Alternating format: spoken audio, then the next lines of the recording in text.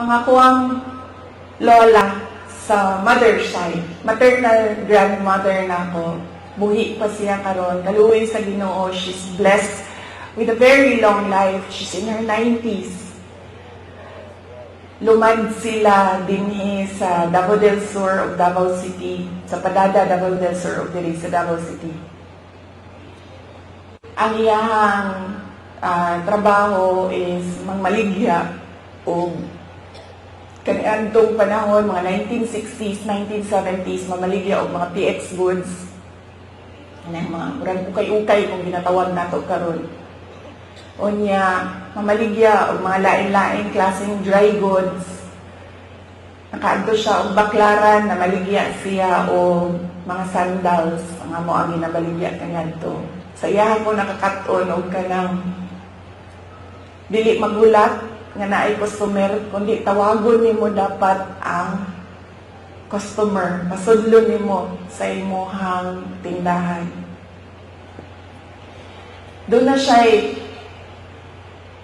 pulong sa ako tong batanon pa ko. Kaya bawo mo, diri manggod sa ato sa Pilipinas, when you are outspoken, when you are opinionated, when you are headstrong, ang tawag sa imuha maldita. I feel that it is wrong, pero somehow, siguro sa ato ang mga Pilipino na kumutubang ka sa mga elders, tawagon ka maldita. So, kung batanon pa ko, ang ako ang lula, mag-istorya, mga saba tingali, o niya, matubag ko, mayroon tayo na ang ako ang lola. Maghinay-hinay ka, Inday. Kay ang gaba sa Ginoo dili magsaba.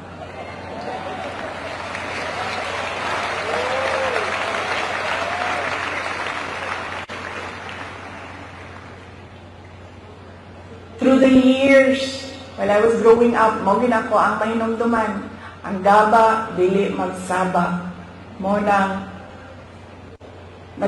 nagkaroon ko og hadlok. Imagine mo, maabot lang kalit, di man lang magsaba-saba, di ka kasagam. Tungod kay ang gaba sa Ginoo, dili magsaba.